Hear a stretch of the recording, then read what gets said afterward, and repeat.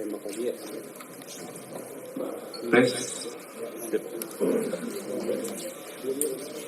Assalamualaikum warahmatullahi wabarakatuh. Salam sejahtera buat kita semua. Shalom, Om Swastiastu, salam kebajikan, namo buddhaya. Yang terhormat Ibu Kepala Dinas PPAPP yang membidangi masalah perempuan dari Provinsi DKI Jakarta, Ibu Tuti Kusumawati beserta tim, ada unitnya beliau TP2 TP2 yang sejak tadi pagi ya mendampingi korban. Kemudian yang saya hormati Kasat Reskrim Polres Metro Jakarta Selatan. Dan yang saya hormati dan saya banggakan rekan-rekan media, Bapak dan Ibu, Abang dan Kakak yang sudah bekerja keras menunggu. Mohon maaf ada keterlambatan. Izinkanlah kami dari Polres Metro Jakarta Selatan menyampaikan perkembangan terkini penanganan kasus kekerasan dalam rumah tangga yang dialami korban Saudari L atau Saudari LK yang diduga dilakukan oleh suaminya, yaitu Saudara MR alias Saudara RB. Saudara RB atau Saudara MR ini telah kami lakukan penahanan kemarin berdasarkan bukti yang cukup. Pasal yang kami persangkakan berdasarkan peristiwa hukum yang kami kumpulkan, berdasarkan bukti yang cukup yang kami kumpulkan adalah pasal 44 ayat 1 Undang-Undang Nomor 23 Tahun 2004 tentang penghapusan kekerasan dalam rumah tangga.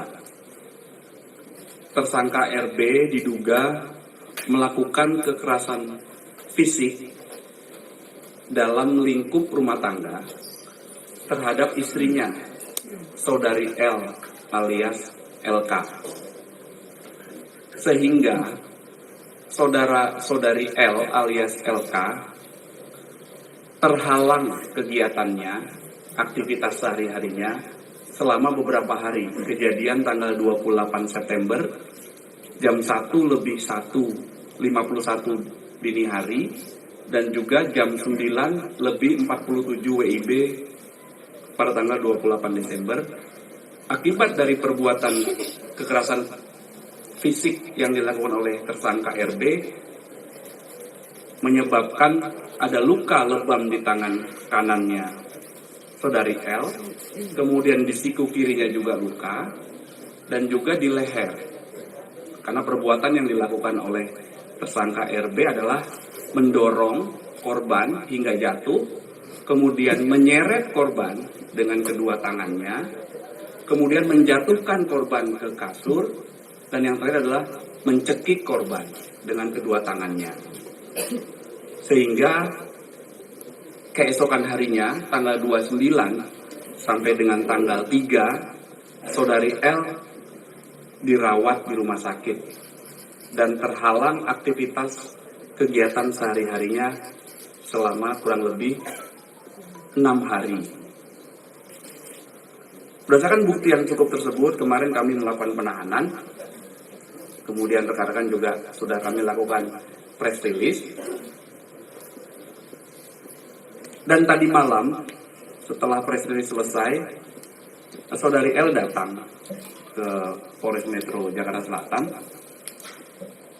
Kemudian secara tertulis menyampaikan surat permohonan pencabutan laporan polisi dan surat permohonan untuk dilakukan restoratif justice atau keadilan restorasi. Kemudian kami juga telah menerima surat permohonan penangguhan penahanan dari kuasa hukum tersangka RB, dan juga kami sudah menerima surat permohonan penangguhan penahanan dari keluarga tersangka, dalam hal ini korban, juga mengajukan permohonan penangguhan penahanan. Perlu kami jelaskan bahwa permohonan restoratif justice sudah kami lakukan sejak kami terima surat permohonan itu dari korban dan kuasa hukumnya.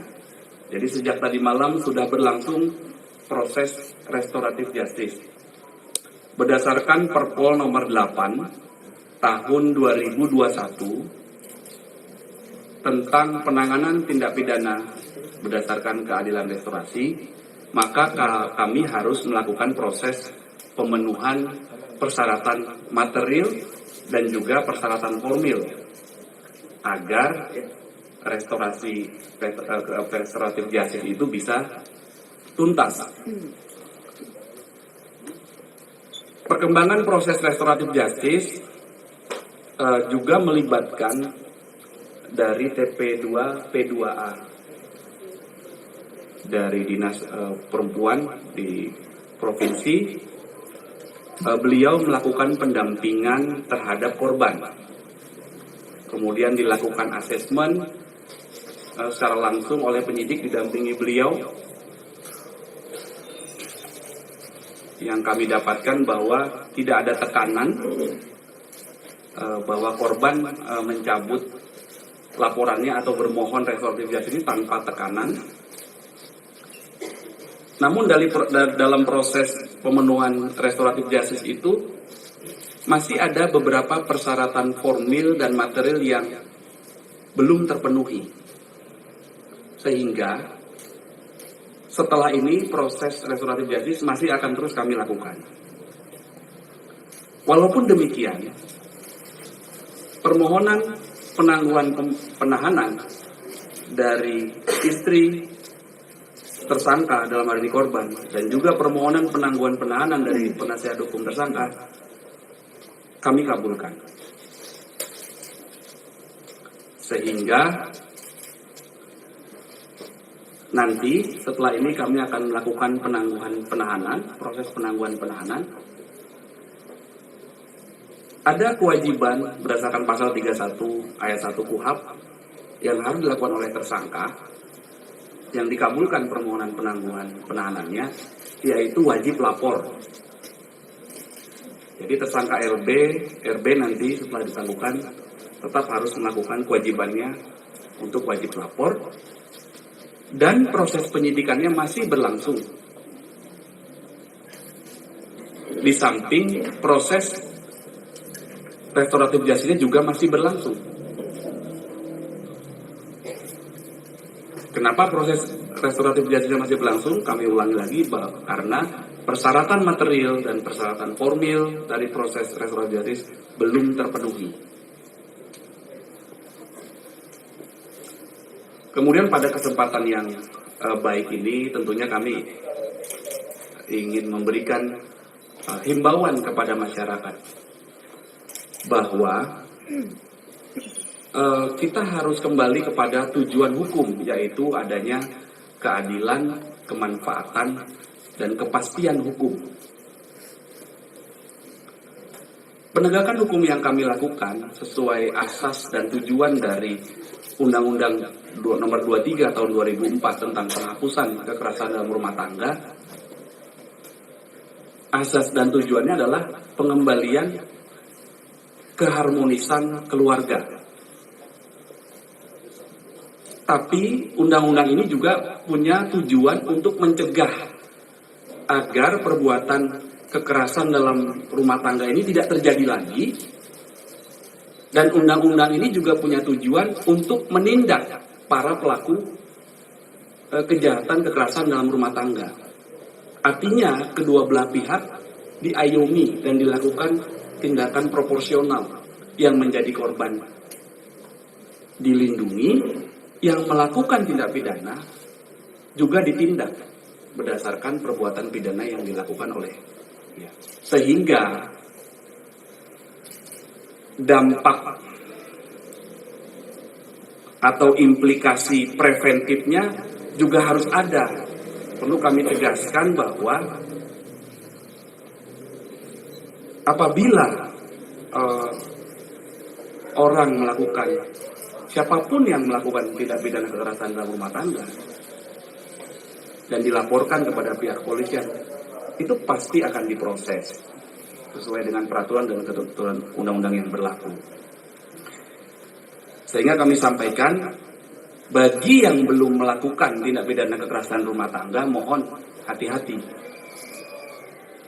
Sehingga apabila kita melakukan tindak pidana kekerasan dalam rumah tangga, itu dapat dipidana berdasarkan pasal pidana yang diatur di Undang-Undang Nomor 23 Tahun 2004 tentang penghapusan kekerasan dalam rumah tangga. Ini perlu kami sampaikan agar pencegahan kejahatan itu terjadi. Dalam lingkup rumah tangga, apakah kepala keluarga yang melakukan kepada anggota keluarga, kepada asisten rumah tangga, dalam lingkup rumah tangga, ini ada sanksinya.